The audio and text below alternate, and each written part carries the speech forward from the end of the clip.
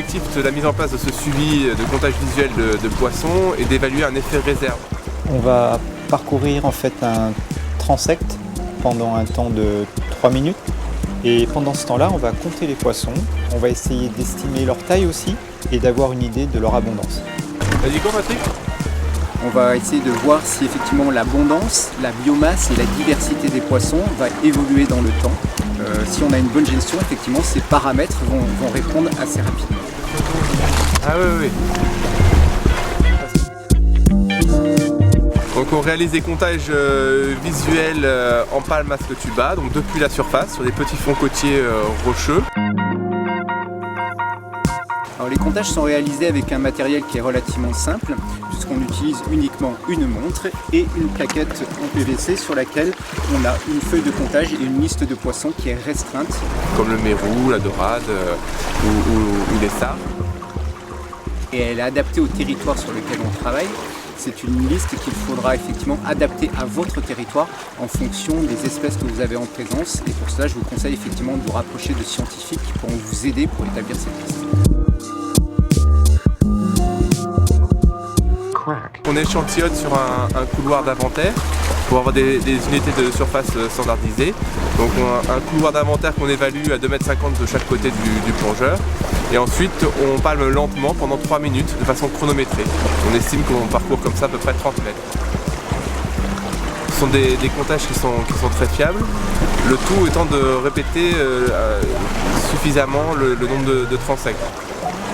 C'est permis évidemment grâce à l'outil palme masque tuba parce qu'on n'est pas contraint par le temps et on peut faire des transects comme ça indéfiniment tant que les conditions météo et de journée et d'éclairage le permettent.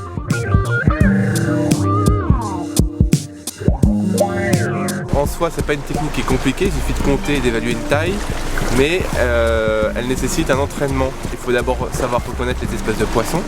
Visualiser effectivement la silhouette des poissons sur l'eau, reconnaître ces poissons, mais aussi estimer leur taille. C'est peut-être le paramètre le plus difficile à appréhender, donc pour cela il faudra vous entraîner. Ce qui est pratique en palme, masque et tuba, c'est qu'on peut parler en surface.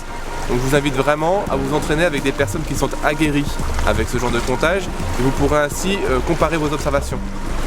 Donc l'idée pour estimer la taille d'un poisson, ça va être de visualiser un rocher, voir quand un poisson va passer devant.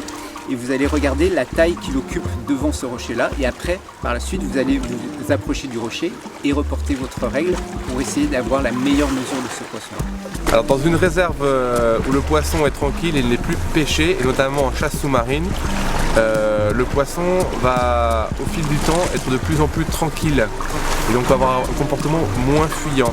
Donc c'est important quand on met en place ces comptages dans le temps d'avoir une petite case d'observation pour le comportement du poisson où simplement on indique si le poisson est fuyant, très fuyant ou simplement il est calme. Ça pourra renseigner vraiment sur les effets de la protection. Donc pour résumer, le comptage visuel de poissons, il faut tout d'abord identifier les espèces, ensuite compter les individus, évaluer leur taille, donner une appréciation quant à leur comportement, et voilà, et tout ça sur un pas de temps donné de 3 minutes sur un couloir d'inventaire de 5 mètres de large.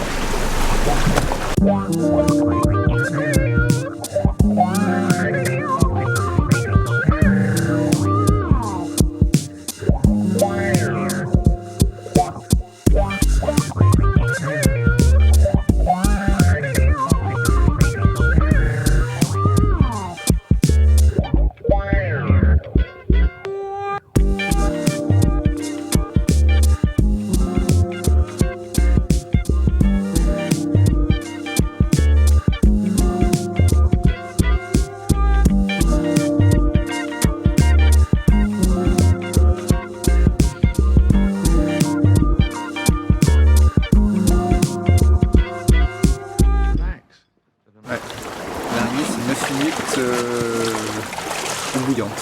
D'accord. C'est typique. Elle est juste après. Trop bon. Excellent.